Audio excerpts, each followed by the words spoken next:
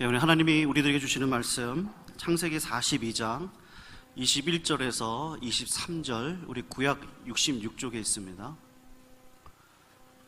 창세기 42장 21절에서 23절, 우리 짧은 구절 우리 같이 읽도록 하겠습니다. 21절 우리 같이 읽습니다. 시작. 그들이 서로 말하되 우리가 아우의 일로 인하여 범죄하였도다. 그가 우리에게 애걸할 때에 그 마음의 괴로움을 보고도 듣지 아니하였으므로 이 괴로움이 우리에게 임하도다. 르우벤이 그들에게 대답하여 가로되 내가 너희에게 그 아이에게 득죄하지 말라고 하지 아니하였느냐? 그래도 너희가 듣지 아니하였느니라. 그러므로 그의 핏값을 내게 되었도다 하니 피차간에 통변을 세웠으므로 그들은 요셉이 그 말을 알아들을 줄을 알지 못하였더라. 아멘. 감사합니다. 오늘 종료주일 하나님 앞에 귀한 찬양 감사드립니다. 오늘 러시아에서 일어난 역사적인 사건 하나를 소개하고 여러분에게 말씀을 시작하고자 합니다. 러시아 제국의 그 로마노프 왕조라는 아주 유명한 왕조가 있죠. 그 러시아의 그 로마노프 왕조의 첫 번째 시작이 니콜라스 1세라는 황제로부터 시작이 됩니다. 이제 우린 짜르라고 이렇게 부르는데, 이 니콜라스 1세가 그 폴란드의 국왕과 러시아의 황제를 겸직을 하면서 30년 동안 1825년부터 1855년까지 왕자리를 지키면서 왕권을 강화시켰습니다. 그래서 후대 역사가들은 이 니콜라스 1세를 독재자라고 평하는 사람도 있고 왕권을 강화한 사람이라고 평가하는 그런 사람도 있습니다. 이 니콜라스 1세가 한 번은 자기가 신임하던 부하 병사에게 국경에 있는 한 요새에 가서 그곳의 경비를 책임지면서 관리하라는 그런 특별한 임무를 맡기게 됩니다. 이 젊은 병사는 니콜라스의 특별 임무를 맡고 그 국경 요새로 떠나게 되죠. 그런데 그 변방의 국경으로 떠나니까 이 젊은 친구가 마음이 너무 외롭고 힘이 들어서 그만 저녁마다 도박에 빠지게 되었습니다. 처음엔 자기 월급을 가지고 시작을 했는데 점점 액수가 늘어나서 니콜라스 1세가 맡긴 돈에 손을 대기 시작을 한 거죠. 쉽게 말하면 공금을 이용해서 횡령이라고 그랬잖아요. 사용을 하게 된 겁니다. 그렇게 시간이 이렇게 흘렀는데 한 번은 갑자기 러시아 본국에서 재정 특별감사가 온다라는 소식이 이 병사에게 들렸습니다. 병사는 보나마나 장부에 적힌 액수와 자기가 갖고 있는 액수가 다르니까 횡령한 것이 드러날 것이 뻔한 것이 너무나 무서워서 밤중에 고민을 하다가 그 장부를 옆에 놓고 옆에 메모지에 이렇게 글을 쓴 겁니다. 이 엄청난 빚 누가 다 갚을 수 있겠는가? 이렇게 써놓고는 자기 서랍에 있는 그 권총을 만지작거리면서 내가 내일이 오기 전에 오늘 이 세상을 떠나야 되겠다, 그렇게 생각을 한 거죠. 그리고 이 젊은 병사는 저녁에 자살을 결심하고 잠깐 쉬러 들어갔습니다. 근데 그날 밤 특별감사를 온 사람이 누구냐면 이 니콜라스 황제였습니다. 직접 그 병사를 보기 위해 온 거죠. 그 병사를 찾아서 막사 안으로 가보니까 막사는 불이 켜져 있고 문은 열려 있는데 아무 소리가 나지 않는 겁니다. 안으로 들어가니 이 젊은 병사가 저쪽에 책상에 엎드려 잠이 들어 있는 거예요. 이렇게 보니까 책상 위에 장부와 함께 메모지에 누가 이 엄청난 빚을 다 갚을 수 있겠는가, 이 메모지가 써 있는 거죠. 니콜라스 황제가 그것을 보면서 한참을 생각을 하다가 그 메모지에다가 이렇게 뭐라고 쓰고서는 살짝 그 병사가 깨지 않도록 조용히 나갔습니다. 그리고 자정이 한참 지난 다음에 이 병사는 잠에서 깨어나게 됩니다. 그리고 이제는 내일 아침 오기 전에 내가 죽어야 되겠다 생각해서 자기의 책상에서 권총을 빼서 이 방아쇠를 당기려는 그 순간에 책상에 보니까 자기가 적어놓은 메모에 다른 글자가 써 있는 거예요. 총을 내려놓고 이렇게 보니 엄청난 빚 누가 다 갚을 수 있겠는가라고 자기가 이렇게 써놓은 그 글 바로 밑에 큰 사인으로 니콜라스라고 써 있었던 겁니다. 이 병사는 황급하게 자기의 서류 처리 있는 곳으로 가서 황제의 서명과 그 글씨의 글자체를 비교해 보았습니다. 그리고 그것이 진짜 니콜라스 황제의 서명인 것을 보게 된 거죠. 아, 황제께서 밤에 다녀가셨구나. 그리고 나의 모든 죄를 알고 계시는구나. 이제 내 빚을 다 책임져 준다고 했으니 나는 더 이상 이것 때문에 고민하거나 죽을 필요가 없겠구나. 그러면서 이 이야기는 끝이 나게 됩니다. 우리는 보통 이런 이야기를 듣다 보면 아, 이런 일이 있었구나 이렇게 감동하고 끝이 나는 거죠. 근데 성경에서 이런 이야기들이 나오면 조금은 다른 내용으로 봐야 됩니다. 아쉽게도 러시아 역사에는 이 병사에 대한 기록이 더 이상 나타나지 않습니다. 그러나 제가 생각해 보건대 이 병사는 더더욱 황제에 대한 충성심으로 마음이 가득 차서 인생을 살아갔을 것이라고 믿습니다. 오늘 왕의 용서가 무엇을 의미한지를 알고 사는 것, 왕이 나를 사랑했다는 사실을 알고 사는 것, 내가 죽기를 결심한 그 마음보다 그 왕의 사랑을 깨닫는 마음이 더 절실해야 진정한 용서의 의미를 우리가 깨달을 수가 있는 거죠.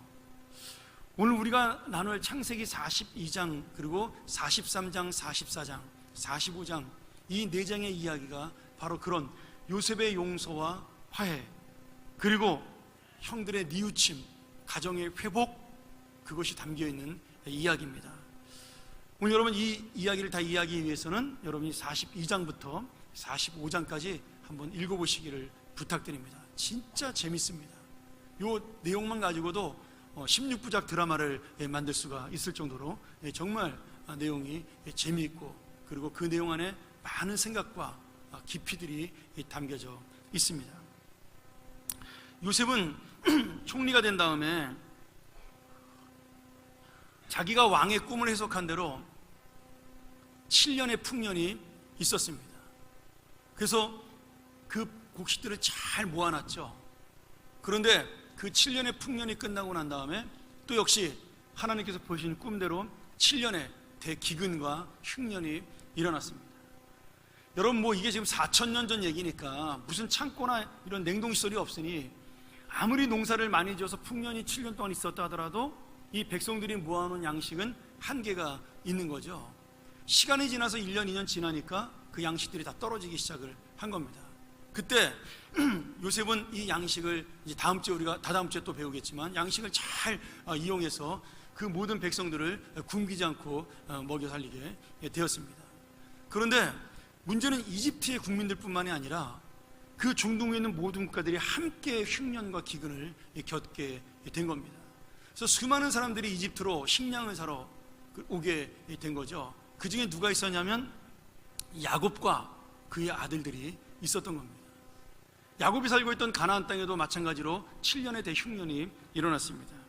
그리고 야곱은 이집트 땅에는 좋은 지도자가 나타나서 양식을 잘 저장했다가 판다더라, 이 소식을 듣게 된 겁니다. 그래서 아들을 전부 불러 모아서 너희들이 같이 가서 너희의 자루마다 양식을, 이 흉년이 언제 끝날지 모르니까 양식을 가득 사갖고 오너라고 그렇게 시키게 되죠. 그리고 자기가 사랑했던 막내 아들, 요셉 대신 사랑했던 막내 아들 베냐민만, 어린 베냐민만 집에 남겨두고 모든 형제들을 이집트 땅으로 보내게 됩니다. 그리고 형들은 이집트 땅에 와서 22년 만에 요셉을 만나게 됩니다. 근데 문제는 요셉은 형들을 보고 대번에 알아봤는데 형들은 요셉이 죽은 줄 알고 있기 때문에 전혀 요셉인지를 알아보지를 못하는 겁니다. 물론 뭐 17살 이런 때에 만났다가 지금 거의 40살이 돼서 만났으니까 못 알아보는 게 당연할 수도 있는 거죠. 그래서 요셉은 42장부터 45장까지 자신을 알아보지 못하는 형제들을 보면서 그들이 정말로 죄를 뉘우쳤는가에 대한 시험을 이 2가지로 하게 됩니다. 그것이 우리가 읽어야 될 내용들에 나오는 이야기죠. 첫 번째는 뭐냐면 형들에게 누명을 씌웁니다. 스파이의 누명을 씌워서 자기를 죽이려고 했고 노예로 팔았던 악한 행동을 뉘우쳤는가를 시험하죠. 그냥 너희들은 정탐꾼이다 이렇게 뒤집어 씌운 거예요, 형들을요. 그래서 형들이 막 그것 때문에 고민하게 되고 우린 절대로 그런 것이 아니다라고 그러면서 자기들끼리 이야기를 하는 거죠. 우리가 예전에 요셉을, 우리가 이건 본문에 나오는 거죠, 그렇게 팔고 그가 그렇게 예언했는데 우리가 이집트에 팔았더니 지금 우리가 그 고통을 이해 못한 벌을 받는구나, 이렇게 후회하고 회개하는 모습을 보게 됩니다. 요셉은 그 대화를 듣고 있으면서 형들이 잘못을 뉘우치고 있구나 하는 사실을 알게 되죠. 그러나 한 가지 더 시험을 하고 싶었습니다. 그 뭐냐면 자기를 질투하고 미워했듯이 자기의 친동생이었던 베냐민도 혹시 형들이 미워한 것이 아닌가라고 생각을 해서 형들이 베냐민을 향한 마음을 알아보기 위해 베냐민을 데려오라고 그렇게 시키게 됩니다. 그리고 볼모로 형이었던 시므온을 감옥에 가두게 되죠. 집으로 돌아간 형제들은 아버지를 간신히 설득을 해서 그 베냐민을 데리고 다시 이집트 땅에 식량도 살 겸해서 오게 됩니다. 그때 요셉이 베냐민의 쌀자루 속에 금잔을 숨겨놓고 도둑의 누명을 씌웁니다. 그리고 베냐민을 감옥에 가둬버리죠. 그러면 형들이 어떻게 나올까? 자기들끼리 혹시 이스라엘 땅으로 돌아가는 거 아닌가? 이렇게 시험을 한 겁니다. 근데 그때 당시 장자의 역할을 감당했던 유다가 나서서 이렇게 이야기를 하는 겁니다. 주인님, 우리 아버지가 이 아들이 없으면 죽습니다. 사랑했던 아들 요셉이라는 아들을 잃어버린 우리 아버지가 그 동생 베냐민을 믿고 사는데 이 아들마저 잃어버리면 우리 늙으신 노 아버지는 죽습니다.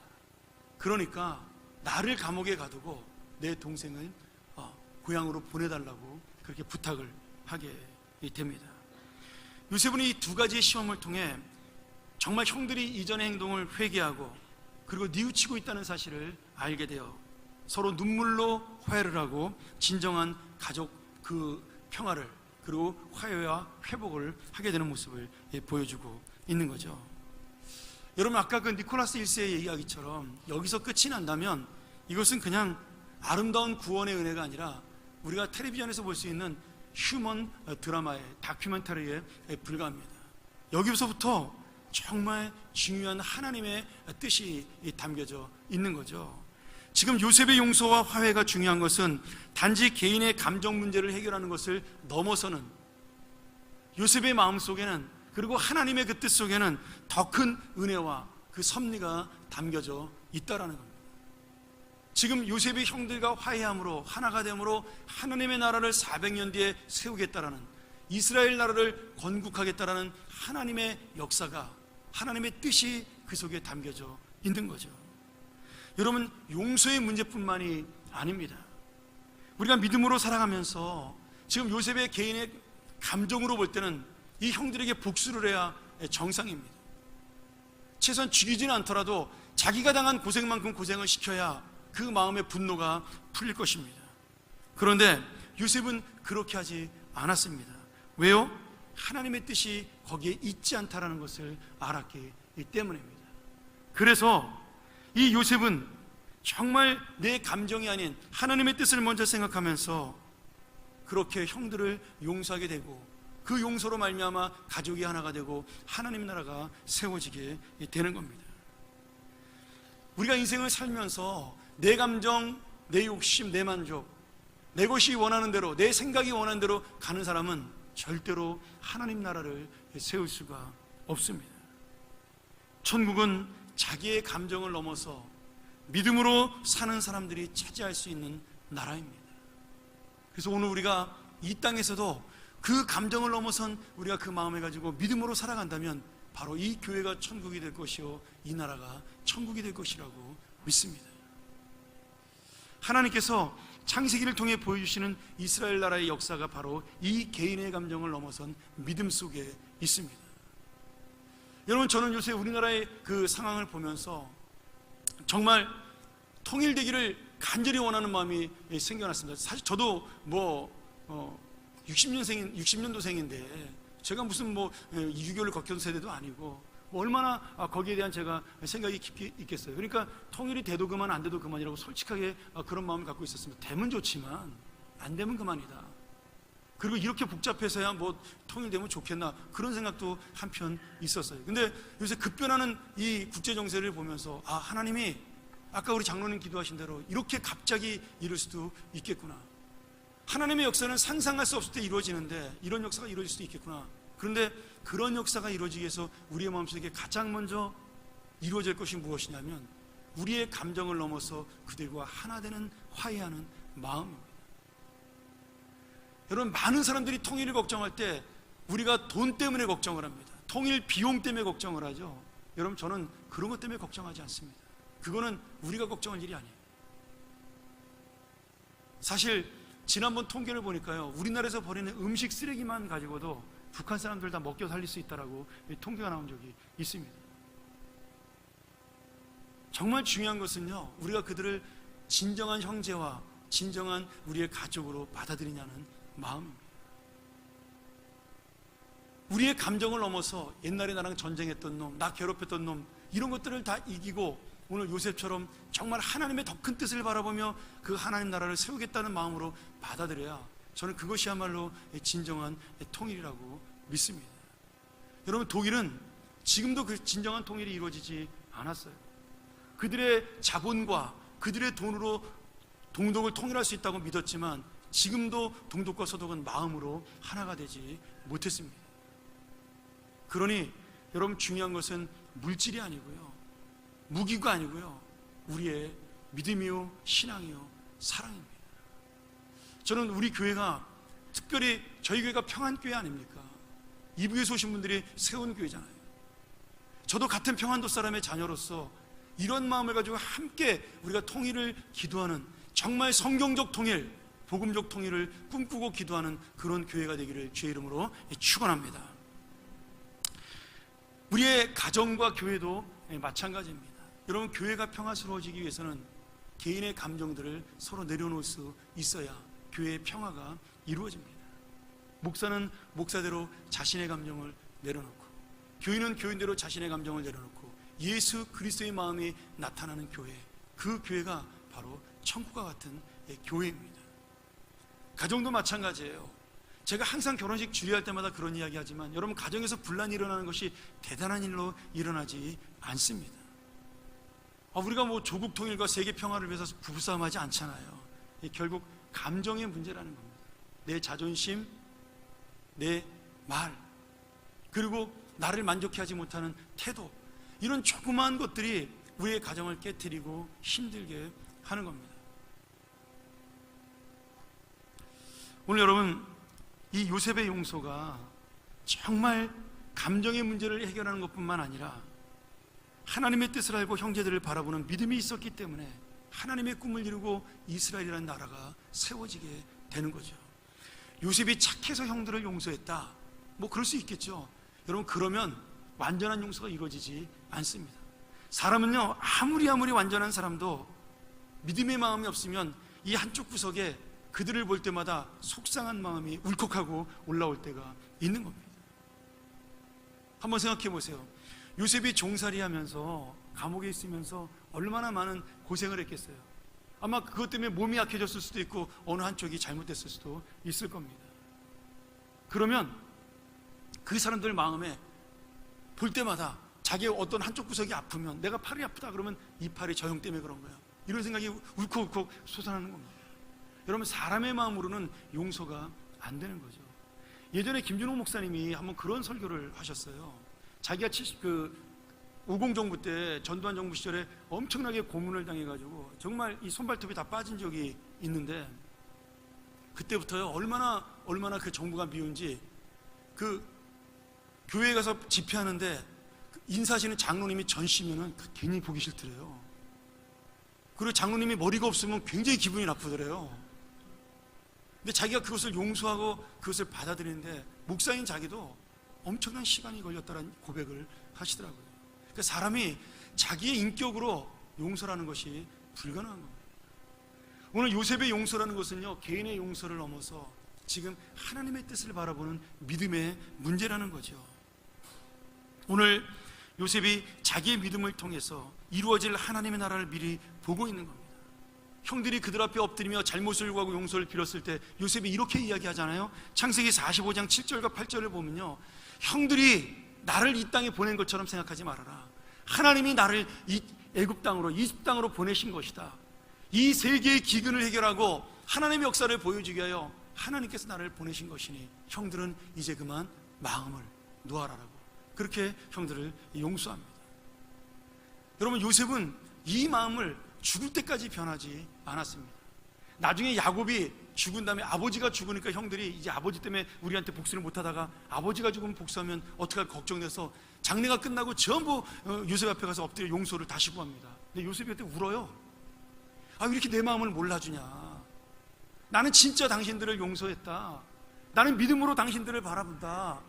우리에게는 하나님의 뜻이 있다. 그러면서 요셉은 그 형들을 안고 다시 한번 형들과 형들의 자녀들을 내가 책임지겠다라고 그렇게 약속을 하는 장면이 나옵니다. 오늘 여러분, 믿음이 없는 사람은 용서를 받지도 못하고 용서를 하지도 못합니다. 그러니 오늘 이 요셉의 감정을 넘어서는 믿음을 보면서 우리가 정말 어떤 인생을 살아야 될 것인가, 내가 내 감정을 어떻게 내려놓을 것인가를 고민해서 이 감정을 내려놓는 사람이야말로 천국의 주인이 되고 하나님 나라를 세울 수 있는 일꾼이 될 수 있다는 사실을 놓치지 않기를 주의 이름으로 소원합니다. 자, 지금 이 말씀을 듣고 있는 사람들이 제가 누구라 그랬죠? 광야의 이스라엘 백성들이다. 제가 한 5번은 얘기한 것 같으네요. 그렇죠? 지금 이 말씀을 모세가 광야에서 전하고 있는 겁니다. 옛날 과거의 역사를 쭉 이야기를 하고 있는 겁니다. 여러분, 왜 이야기를 하고 있을까요? 이스라엘 백성들을 하나님이 용서하시고 구원하셨어요. 400년의 그 노예 생활에서 그들을 구원해서 지금 가나안 땅으로 가고 있는 겁니다. 그런데 이스라엘 백성들 마음속에는요, 하나님의 뜻, 하나님의 목적, 너희는 나의 백성이 되고 나는 너희 하나님 되어 내 영광을 이 땅에 드러내란 하나님의 그 놀라운 의미가 별로 없었어요.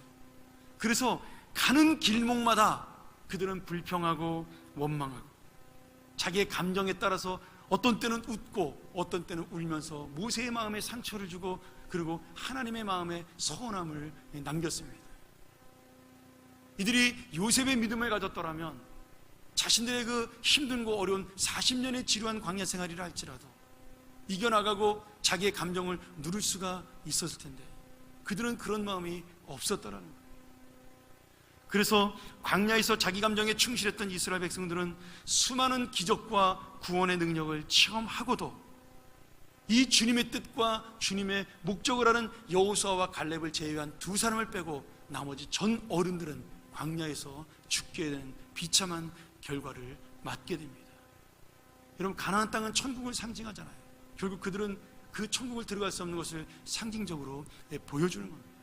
물론 진짜로 천국에 못 들어갔다는 얘기가 아니라 그 믿음, 내가 하나님의 뜻을 모르고 하나님의 마음을 모르는 믿음을 가진다면 결국 하나님 나라의 주인이 될 수 없다는 것을 이스라엘 백성이 상징적으로 우리에게 보여주고 있는 겁니다. 그러면 이스라엘 사람들이 이 말씀을 몰랐느냐? 알았죠. 알았습니다. 여러 번 들었습니다.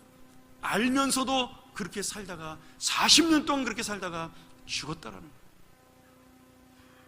여러분, 마찬가지입니다.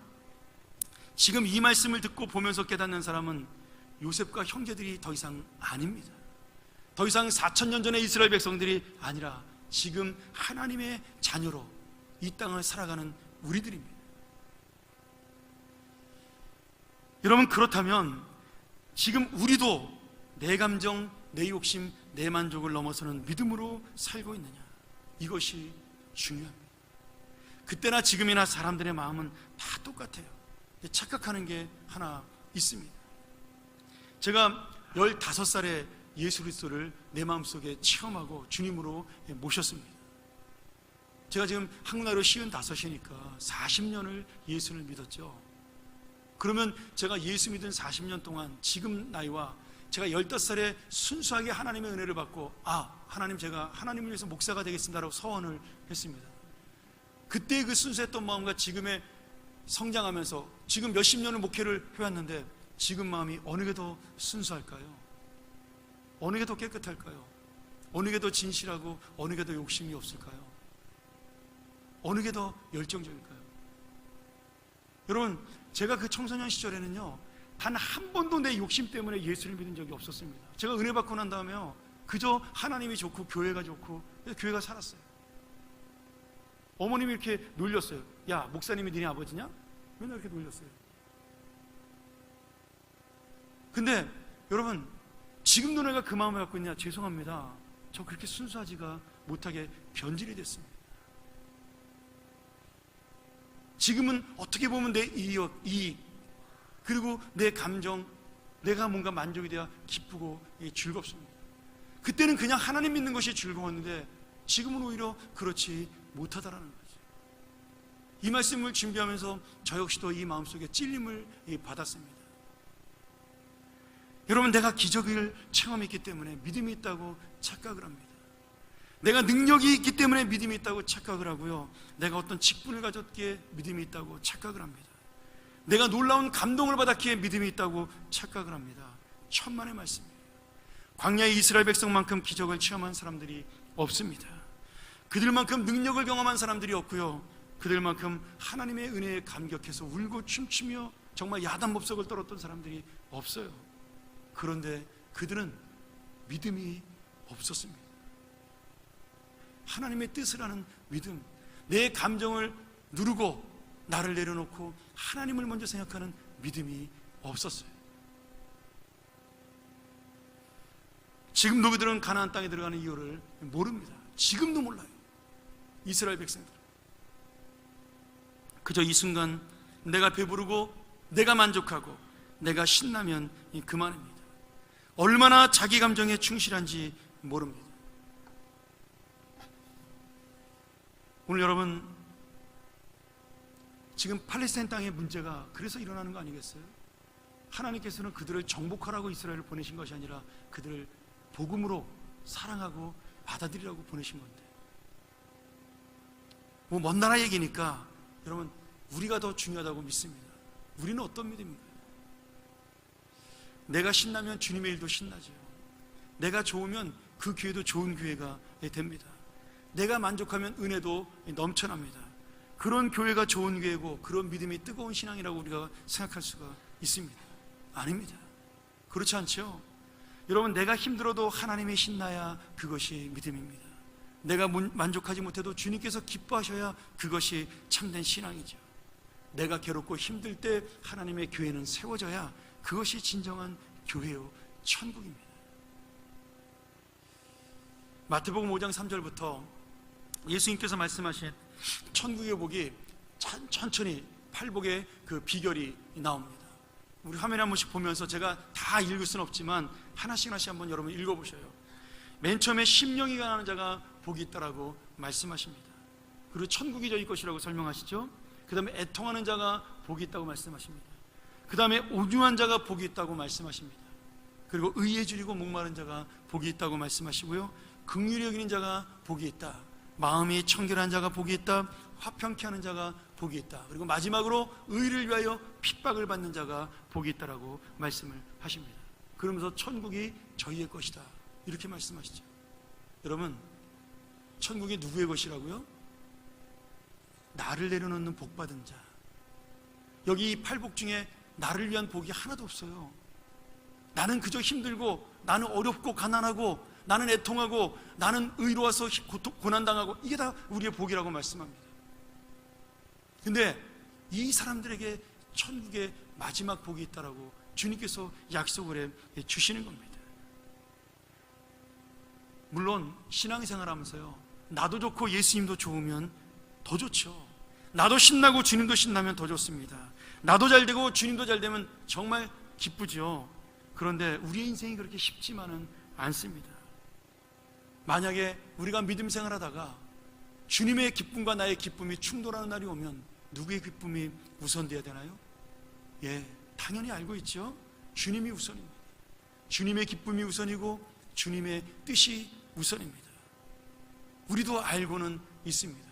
근데 여러분, 왜 우리는 우리의 감정과 우리의 욕심과 만족을 내려놓지 못할까요? 우리도 요셉의 형들처럼 이미 용서를 받았습니다. 이미 예수님의 사랑과 용서로 새로운 인생이 되었고요. 그러니 이제 우리 할 일은 예수님과 함께 요셉과 함께 하나님의 나라를 세웠던 그 형들처럼 우리도 역시 예수님과 함께 하나님의 나라를 세우는 것이 우리의 목적입니다.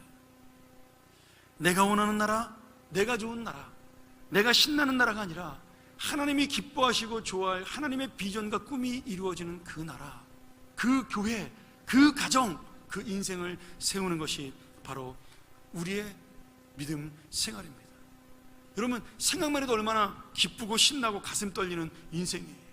하나님 나라가 세워지는데, 나 때문에, 하나님의 교회가 나 때문에 세워지는데 말이죠. 그런데 우리는 그 위대하고 놀라우신 뜻보다 내 감정이 더 중요하다라는 거예요. 이게 안타까운 거죠. 오늘 여러분 종료주일입니다. 종료주일이 왜 종료주일이죠? 예수님께서 십자가에 달려 돌아가시기 전에 예루살렘 땅에 나귀를 타고 들어가셨어요. 그때 수많은 백성들이 앞에 나와서 예수님이 오신다는 소식을 듣고 종려나무 가지를 들고 호산나 다윗의 자손으로 오시는 이여 찬양을 했습니다. 호산나라는 뜻이 주여 우리를 구원하소서라는 뜻이에요. 종려나무 가지는 왕에게 흔드는 나무 가지입니다. 예수님이 탔던 나귀는 왕이 타는 나귀예요. 옛날 왕들은 말을 타지 않았습니다. 말은 전쟁하는 사람들이 타는 것이고 왕이나 귀족들은 나귀를 탔습니다. 그때 노새가 없었으니까요. 그러면 예수님이 오시는 게 왕인 게 분명합니다. 그래서 이스라엘 백성들은 예수님의 기적과 능력과 은혜를 보고 흔들면서 예수님을 환영했습니다. 예수님이 그 예루살렘으로 입성할 때 수많은 사람들이 예수 그리스도의 이름을 부르는 모습을 보면서 얼마나 가슴이 떨리고 얼마나 신났을까요? 여러분 그거 아세요? 많은 스포츠 스타들이나 연예인들이 은퇴를 두려워하는 이유가 있습니다. 그 영광을 받지 못하기 때문이라고 하더라고요. 은퇴했던 나이 많으신 우리 연예인들이 다시 돌아온 이유가 뭐예요? 그 사람들의 열광하는 그 모습을 잊지 못하고, 이게 중독성이 있대요. 근데 진짜 있습니다. 여러분들이 저를 위하여 박수를 쳐줄 때도요, 제가 가슴이 막 떨리거든요. 신나서. 그러니까 저 같은 사람도 그런데 정말 수많은 사람들 앞에 칭찬받고 영광받는 그 사람들은요, 정말 가슴이 터질 것처럼 기쁠 것입니다.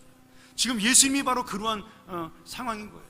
얼마나 신나고 얼마나 좋고, 모든 사람들이 당신이 우리의 왕이 되어달라고, 우리의 메시아이신 당신이 우리를 살려달라고, 당신이 우리의 구원자라고 외치고 있는 그 상황 속에 예수님이 지금 들어오니까 예수님만 신나는 게 아니라 뒤에 따라오는 제자들도 너무나 신나는 거죠. 여러분, 그런데 여기 놀라운 게 있어요. 예수님은 그 열광적인 환영 속에서 감정적으로 흐르지 않았습니다. 거기에서 교만하지 않았고요, 거기에 넘어가지 않았습니다. 예수님은 그 열광적인 환영을 받고 바로 어떻게 하시죠? 제자들과 함께 최후의 만찬을 하십니다. 그리고 그 왕 되신 예수님이 제자들의 발을 씻겨준 다음에 그들과 함께 어디로 가십니까? 겟세마네 동산, 그곳으로 가서 최후의 기도를 드리게 되죠. 자기의 모든 그 열광적인 감정을 다 내려놓고, 슬픔과 고통도 내려놓고, 예수 그리스도는 십자가를 지기 위해, 그 주님의 뜻을 이루기 위해 겟세마네 동산에 가 그 땀방울이 핏방울이 되도록 기도하며 하나님 앞에 울부짖는 것, 그것이 바로 종료주일의 은혜입니다. 오늘 흥분한 사람들은 오히려 예수님이 아니라 제자들이었어요. 예수님의 뒤를 따라가며 너무나 신났고 너무나 좋았고 너무나 기뻤고, 이제 예수님이 왕이 되면 나도 그 한 자리를 차지할 거라는 그 기대감 때문에 그들의 가슴에 벅찬 감동이 흘렀습니다. 그러니 예수님이 최후의 만찬을 마치고 나를 위해 기도해달라고 그들을 겟세마네 동산에 데려갔음에도 불구하고 그들은 예수님의 죽음에 대해서는 까맣게 생각하지 못하고 쿨쿨 잠을 잤습니다. 예수님이 3번이나 깨웠는데 3번 다 잠을 잤어요. 왜 그랬을까요? 제가 가만히 이 말씀부터 생각해 보니까 얘네들이 흥분하다가 지친 거예요. 좋아서 흥분하다가 자기들이 흥분해가지고 지친 겁니다. 오늘 여러분, 주님께서 우리에게 말씀하십니다. 너의 인생을 살다가 내가 원하는 것과 네가 원하는 것이 충돌하면 너는 무엇을 선택하겠느냐? 나의 마음과 너의 감정이 충돌할 때 너는 누구의 감정을 따라가겠느냐? 우리가 신앙생활하다 보면 반드시 그런 날이 옵니다. 아니, 지금도 날마다 만나고 있죠. 불평하고 싶은 마음, 원망하고 싶은 마음, 실수를 지적하고 싶은 마음, 내가 조금 더 잘나고 싶은 마음,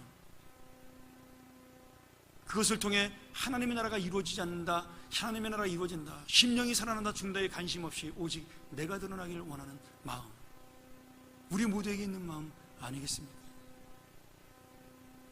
오늘 주님께서는 우리에게 말씀하십니다.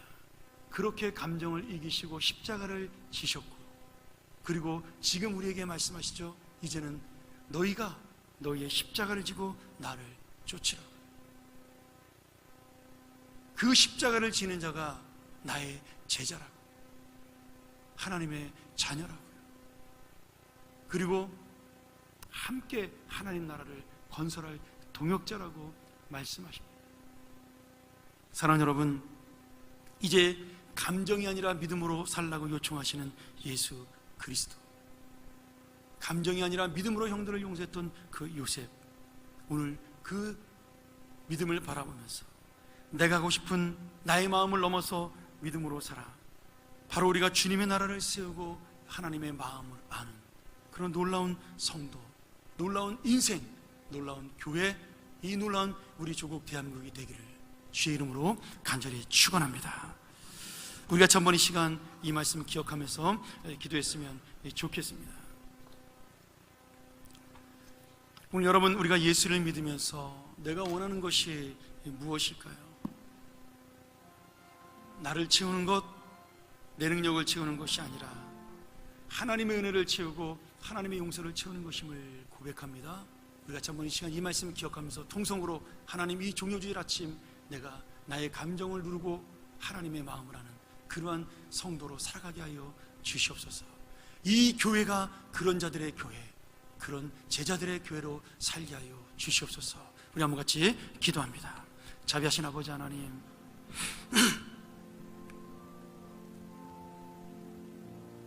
이 땅에 주님의 뜻, 주님의 마음, 그것이 우리의 영혼 속에 들어와 우리를 용서하고 우리를 구원하셨습니다. 이제는 내가 주님의 마음, 주님의 뜻을 하는 자가 되게 하여 주시고, 더 이상 주님이 십자가를 지는 것이 아니라 내가 이제는 십자가를 지는 삶이 되게 하여 주시옵소서. 용서와 화해, 그것이 바로 우리 가정의 놀라운 은혜요, 하나님의 마음으로 바라보는 그것이 바로 우리 교회의 은혜요, 이 땅이 하나 되고 서로를 이해하는 그 마음, 그것이 바로 하나님의 영광이게 하여 주시옵소서. 아버지 하나님, 우리의 연약한 마음으로, 무능력한 마음으로 할 수 없사오니 주님이 지키시고 주님이 인도하여 주시옵소서. 하나님 아버지, 감사합니다. 오늘 이 말씀 우리가 놓치지 아니하고 살아갈 수 있도록 도와주시고, 종료주일 아침 환영했던 그 마음보다 주님의 십자가를 지는 마음으로 나아갈 수 있는 우리 귀한 주님의 자녀들 될 수 있도록 인도하여 주시옵소서. 예수님의 이름으로 간절히 기도합나이다. 아멘.